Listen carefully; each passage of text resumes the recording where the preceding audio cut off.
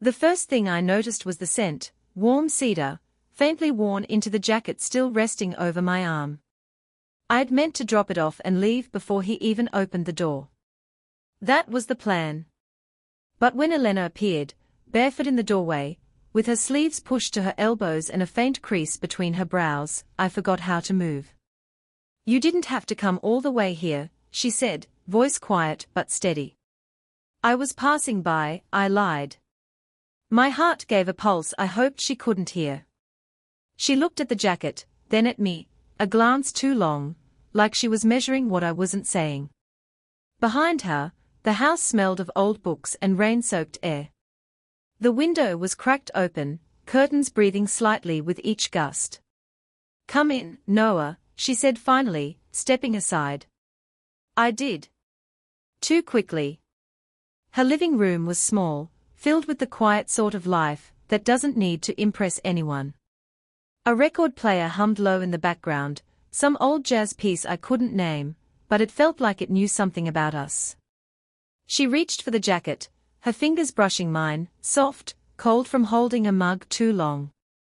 Neither of us let go right away. "Still warm," she murmured, almost to herself. "Guess it's yours now," I said, smiling to cover the ache in my throat. Her lips curved, but her eyes didn't. "You're too kind." The air between us wasn't loud, but it was dense. I could hear the tick of the wall clock, the faint scrape of her ring against the ceramic cup she set down. She had a way of moving that made the simplest things, reaching for a glass, tucking a strand of hair behind her ear, feel deliberate. I didn't trust myself to sit, so I stood, jacket still in hand, waiting for her to tell me to leave. She didn't. "Coffee?" she asked. I hesitated. "I shouldn't." Then just stay for a minute." The way she said it, not a request, not quite a command, pulled something loose in me. She poured a cup anyway, sliding it across the counter toward me. Steam rose between us. Her hand stayed close to the mug, her fingertips resting on the edge, as if testing whether I'd move closer. I did. Her eyes met mine, steady, unreadable, and I realized how quiet everything was.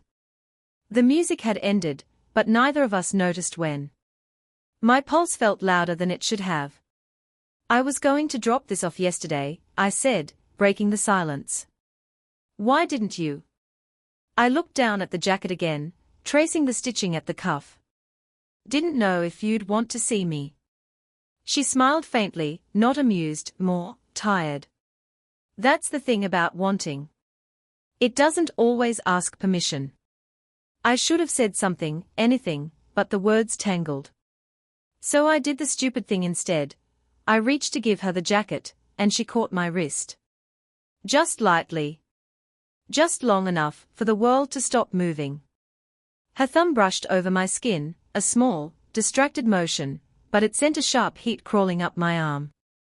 "You shouldn't make a habit of returning things that don't need returning," she said softly. I looked up, but she'd already stepped back, breaking the contact. Her face was calm again, as if it never happened. Then, a sound. A knock on the door behind me. Sudden. Elena's expression shifted, not surprise, but something else. Something almost like regret. She looked past me, toward the door, and whispered, "Don't say anything yet." And before I could ask why, she was already walking toward whoever was waiting outside. The knock turned out to be nothing, a neighbor dropping off a misdelivered letter. Still, the air had changed. When she closed the door, Elena leaned against it for a moment, quiet. Then she turned, the faintest shadow of a smile returning. "False alarm," she said. But her voice wasn't as steady this time. I tried to laugh it off, but the sound caught somewhere in my chest. For a second, I thought someone. What? I shook my head. Someone who shouldn't see me here. That earned me a look, a quick flash of understanding I couldn't quite read. She crossed the room, her steps slow, thoughtful. When she passed me, her shoulder brushed my arm. It wasn't accidental. It wasn't not, either. Elena stopped near the window, pulling the curtain slightly aside. People love to talk, she said. Especially in small towns. Especially when the story looks like this. This? She turned then, eyes steady on mine. You? Me? A jacket. A closed door. The way she said it made it sound like a confession. I don't care what they think, I said too fast, too certain. Her mouth curved, but it wasn't a smile. You will. Eventually. There was something in her tone, weary, knowing. A lifetime older than mine. I wondered what she'd given up to sound like that. She went to the kitchen again, pretending to busy herself with the mug. I noticed the faint tremor in her hand as she poured water. It wasn't fear, it was restraint. Like she'd been holding herself together for too long. Your husband, I started, and immediately regretted it. She didn't turn around. Ex-husband, she corrected. He teaches at the university now. Philosophy. Likes to sound clever. I didn't know what to say, so I said nothing. The silence stretched until she finally faced me again, mug in hand. And you, she asked. Still writing. Trying to, I said. But it's mostly noise lately. She stepped closer, handing me the mug. Our fingers brushed again, deliberate, this time. Noise isn't bad, she said quietly. It means something's trying to get out. I held the mug, unsure if it was her warmth I felt or the coffee's. She looked at me for a moment that felt too long, too intimate for a living room full of daylight. Her gaze softened, like she was remembering something she'd buried years ago. You always looked at people like that, she said. Like you're trying to read what they won't say. I laughed under my breath. You make it sound like a flaw. Maybe it is. She smiled faintly. Maybe that's why you're here. The room felt smaller again. Her hand brushed against my shoulder, as she reached for the jacket still hanging on the chair. Her fingers lingered, barely, a whisper of warmth against my shirt. Neither of us spoke. The world outside had gone still, rain starting to tap against the window. She let her hand fall, but didn't move away. And for a long, dangerous second, it felt like both of us were waiting for the other to do something we couldn't take back. Rain had started to fall harder, turning the windows into mirrors. In the reflection, I could see us, her standing too close, me pretending not to notice. Elena reached past me to set the jacket on the couch, her shoulder brushing against my chest. I caught the faint scent of her perfume, clean, faintly floral, something that didn't try too hard to be remembered but always was. She didn't move away right away. Neither did I. Then, from the corner of the room, her phone buzzed, once, then again. The sound cut through everything. She looked at it, frowned, and flipped it face down. You can get that, I said, though I didn't want her to. It's fine, she said too quickly. Probably him. Her ex-husband. The way she said it, low, careful, told me she hadn't meant to. The silence that followed was heavy enough to touch. Elena, I said quietly, but I didn't know what I was trying to ask. She stepped back a little, crossing her arms. You should go before the rain gets worse. The words were reasonable, the tone wasn't. Do you want me to? Her breath caught, the slightest pause. That's not the point.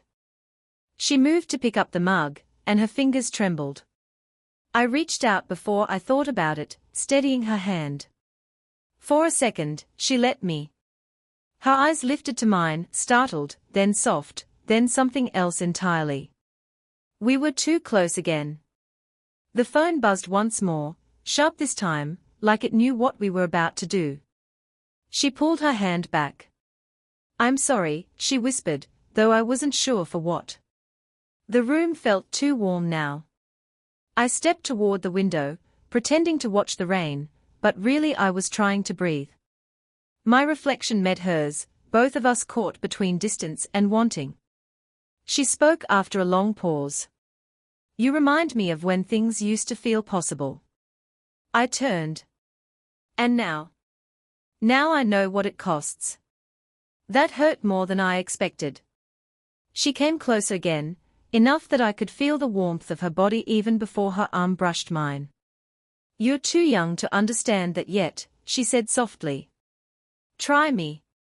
Her eyes lifted, and the look in them wasn't distant anymore. It was present, raw, the kind of look that happens once before everything changes. For a moment, neither of us breathed. I saw the tiny tremor of her lips, the pulse in her neck, the rainlight catching the edge of her hair. I leaned in, just slightly, and she didn't move away. Then, sudden, a knock on the window. We both jumped. It was her friend, the neighbor, umbrella in hand, waving, mouthing something cheerful through the glass. Elena froze, then exhaled, half a laugh and half despair. When the woman walked away, Elena turned back to me, eyes wide, 1,000 unsaid things between us. Her hand brushed mine again, quick, electric, deliberate this time. Next time, she whispered, almost to herself. But she didn't move away, the rain hadn't stopped. Hours had passed, but neither of us mentioned leaving. The world outside blurred into grey, and the house had its own pulse now, the soft hum of the lamp, the uneven rhythm of her breathing. Elena sat on the couch, her knees drawn up, the jacket folded neatly beside her. I stood by the window again, though I couldn't remember why. The distance between us was only a few feet, but it felt like something living, something that breathed with us, waiting to see who'd cross it first. Finally, she spoke. You should have gone by now. Do you want me to? She looked up, eyes tired, but not from lack of sleep. That's not a fair question. Neither is staying silent, I said before I could stop myself. Her lips parted, then closed again. She looked away. You think I haven't tried to ignore this? This, whatever it is. I turned toward her fully. It's not nothing. Her eyes found mine then, sharp and shining. You think I don't know that? The silence that followed wasn't peaceful. It trembled. I crossed the room without deciding to. When I stopped, she was right there, close enough that I could see the faint smudge of ink on her hand, the tiny freckle just beneath her jaw.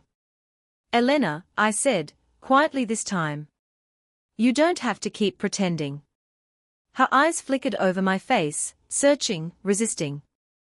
Then, in one small, unguarded breath, she whispered, You make me feel ridiculous. How? Like I'm waiting for something I shouldn't want. The words hit harder than I expected. I sank down beside her, careful but not cautious. The air between us felt charged, like we'd stepped into a current neither of us controlled. She didn't move away. Her shoulder brushed mine, then lingered. I reached up, slowly, brushing a loose strand of hair from her face. She froze, not in fear, but in surrender. Her breath hitched, just once. I think about you more than I should, I admitted. The words were quiet, almost lost in the sound of rain. Even before today. Her eyes softened, and I saw it, the flicker of longing she'd tried so hard to hide. You're too young to be this sure, she said, but her voice trembled. Then tell me to leave. She didn't. The clock ticked somewhere behind us. She leaned forward slightly, enough that her breath brushed my cheek. My heart tripped over itself, every sense sharpened. Her hand came up, fingers grazing the back of my neck, uncertain and trembling. The world went perfectly still.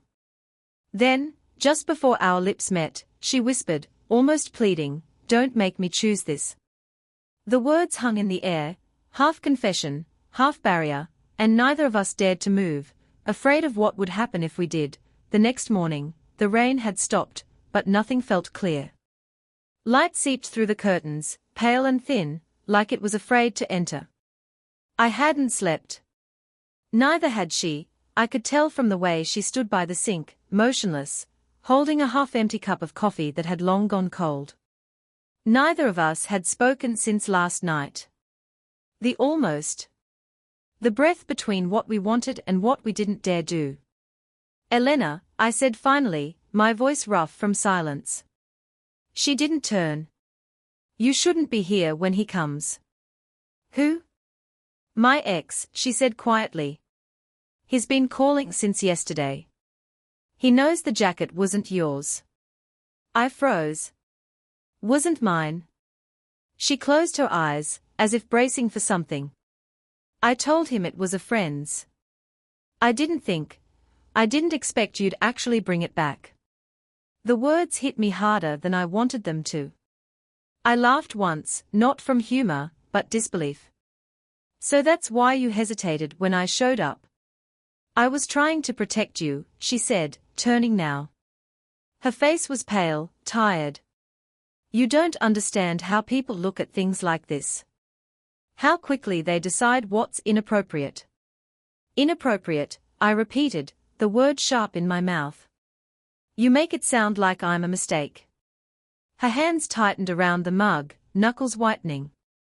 You're not. That's the problem. For a second, neither of us moved. The air between us pulsed with everything unspoken, guilt, fear, something dangerously close to need. I took a step closer. You lied to him about me. I had to, she said. He still checks in. Pretends to care about the cat, the mail, the books I never got back. But what he really wants is proof I can't move on. Her voice cracked at the edge of the sentence. The kind of crack that doesn't come from anger, it comes from exhaustion. I wanted to reach for her, but I stopped myself. The space between us buzzed, magnetic and wrong and impossible to ignore. Elena, I said her name softly, and she looked up, eyes glassy. You shouldn't have come, she whispered again, but her body leaned forward instead of away. I reached out, slow, careful, brushing my thumb along her wrist. Her pulse jumped under my touch. Too late, I said. Her breath faltered. Then the sound of a car pulling up outside cut through the stillness. She flinched. Through the curtain, I saw headlights sweep across the window. A man's shadow approached the porch. She stepped back fast, panic in her eyes. You need to go. Now? Elena. Please. Her voice broke. If he sees you here, he'll never let it go. I hesitated, caught between instinct and something deeper. She turned toward me then, took my face in her hands for one fleeting second, trembling, desperate, real. Her lips brushed mine, barely, a breath, a confession disguised as goodbye. Then she pushed me toward the back door. The back door closed behind me with a soft click. The morning air was cold, sharp against my skin, the kind of cold that cuts through everything but thought. I should have walked away right then. But I didn't.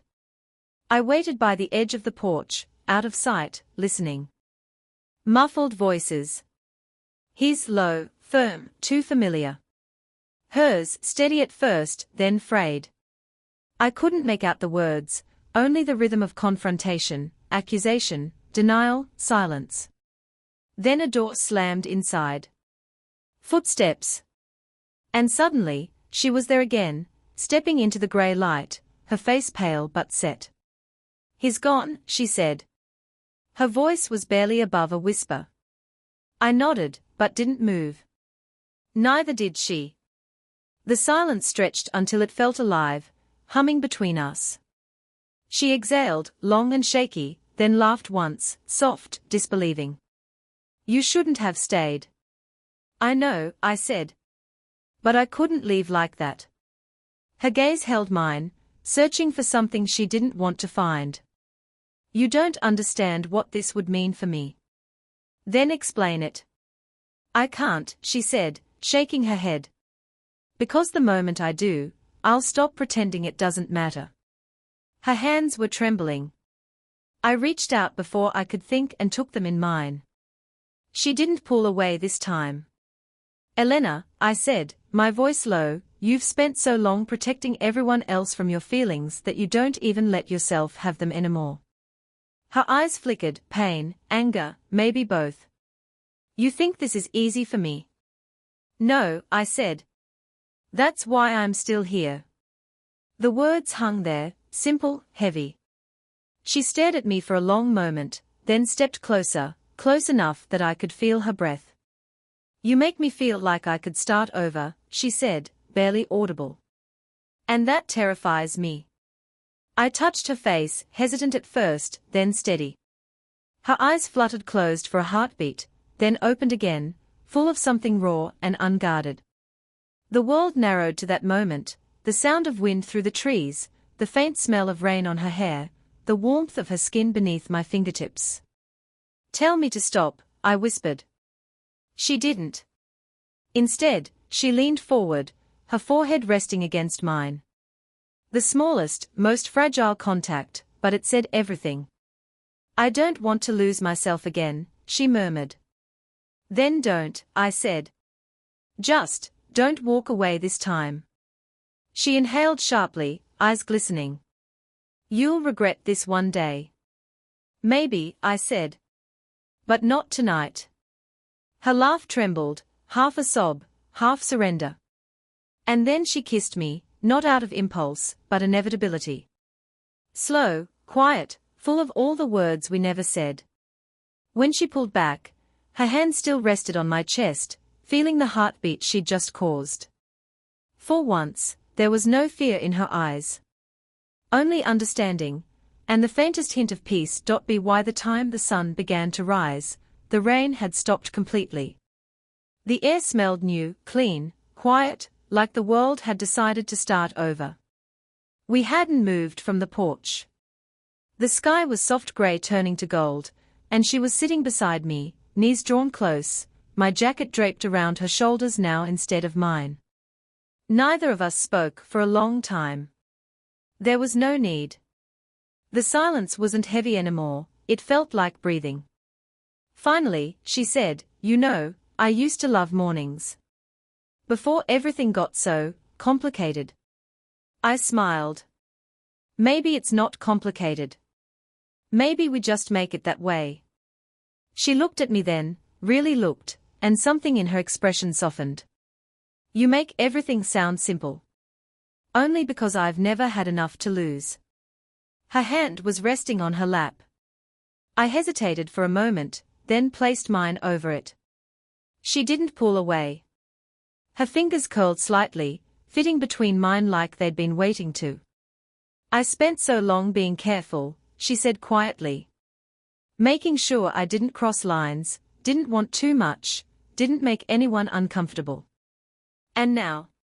She looked out at the wet street, the glimmering puddles reflecting the morning light. Now I think I finally understand what I was protecting, and it wasn't anyone else. I turned toward her, the sunlight catching her hair, a few silver strands shining like threads of honesty. You were protecting yourself from feeling alive again, I said. Her laugh was soft, small, a little broken. Maybe you're right. The air was still cool, but her shoulder brushed mine, and the warmth that passed between us said more than any promise could. She leaned her head against me, light at first, then fully. I could feel her exhale against my chest, a sigh, a letting go. You know they'll talk, she said after a while. Let them, I whispered. We'll still be here. She tilted her head up, eyes searching mine. You really think this can work? I don't know, I admitted. But I want to find out. That made her smile, not the polite kind she used to give, but something real. She reached up, brushing a strand of hair from my face, her fingertips lingering. You always did have terrible timing. Maybe, I said, grinning faintly. But maybe that's what makes it worth it. She didn't answer. Instead, she leaned forward, pressing a gentle kiss to my forehead, tender, grounded, final in the best way. When she pulled back, her hand stayed in mine. The world around us felt like it was waking up, slow, soft, alive again. We sat there until the light turned warm, until the silence between us became something comfortable, like a shared secret that didn't need hiding anymore. Neither of us said the word love. We didn't need to. It was already there, in the quiet, in the calm, in the simple fact that we'd both stopped running. Did you enjoy the story? What kind of stories would you like to hear next?